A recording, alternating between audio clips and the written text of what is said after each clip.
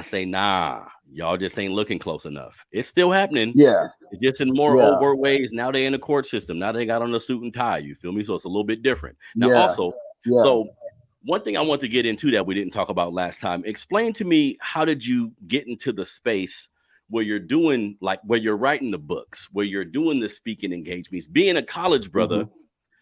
Did you ever have a thought in your mind where that I'm gonna go in like the corporate America? I'm gonna do the normal thing after college. How did you get to where you at now?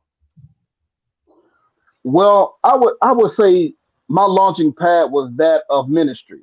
So I started out in youth ministry in '04, and from there everything kind of took off. I was like, okay, if I can do this over here in this sector, it's the same thing over here, Hmm. in these schools.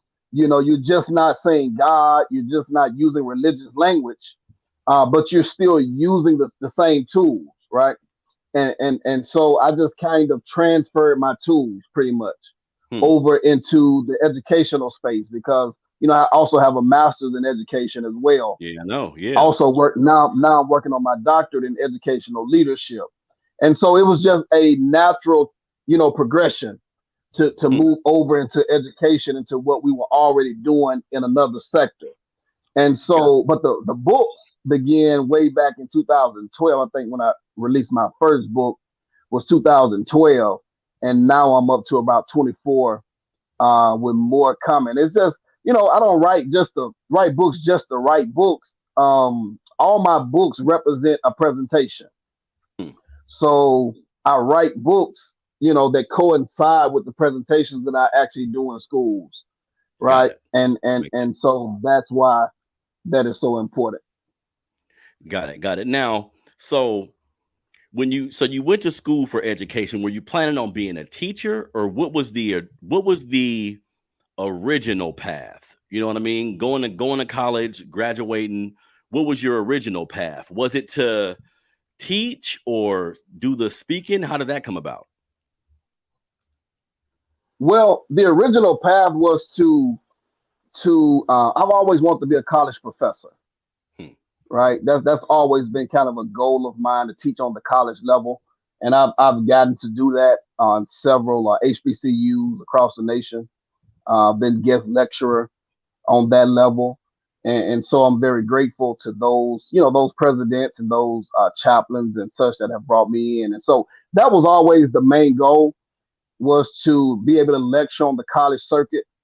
And so, as I said, I like to say that everything for me is just kind of a natural, progression for me, right? When I look back over, it's like I can see it lining up, to get me to the place that I am now. And so that's why I took the education route on the master's level.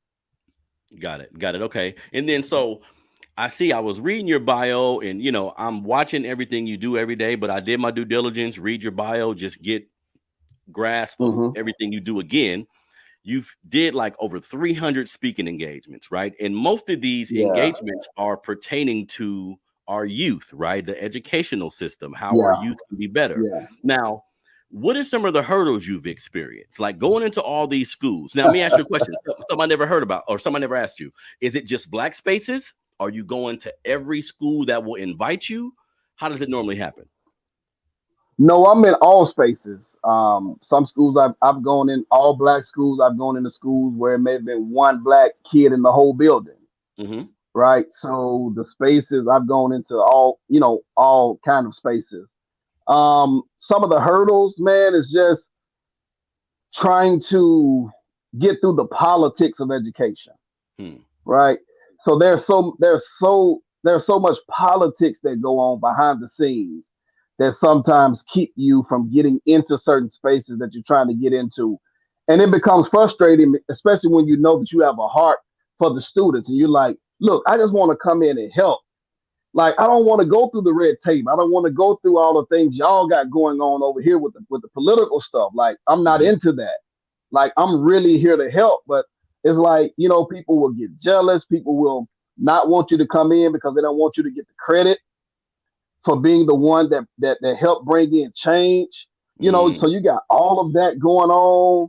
Man, it's sometimes it's very frustrating because you know you have a heart and you just really want to go in there and help. You just really want to see the students succeed. You want to see them be successful. And but there are things that's holding you back from getting into the space, and it becomes, man, just it becomes a headache sometimes. Hmm. So you just spoke about like wanting to see the student successful, and a lot of your books are aimed at the steps a student can take for a successful outcome.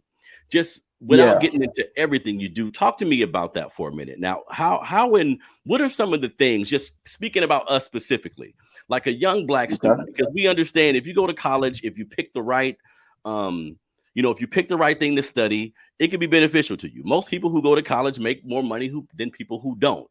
Like, how do you convey this message to a lot of our youth who may not have a direction? Because, of course, if you have a business acumen or something that you're working on, that may be the best direction to take. But if you're a student struggling in school, trying to get everything right, what are some of the things you tell young students that kind of motivate them and keep them going? Well, what I'm usually trying to get across is that school is life, life is school, right? If I can get them to see, the correlation between what they're doing now and what they may be doing later, right? Then I can get the light bulb to come on. And so I'm always trying to give them some steps. So especially for those that may not want to go to college. So especially with the Young King School that I do, I bring in people from the outside who are operating in different trades, who Hmm. are doing different things, running different type of businesses, because I always want my boys to see people outside of the arena of sports and entertainment. I'm Hmm. very, listen, I go hard on that. Look, I do not put down sports and entertainers. I understand that everybody have their lane, but but we have to see ourselves as successful beyond just bouncing a basketball or running a football.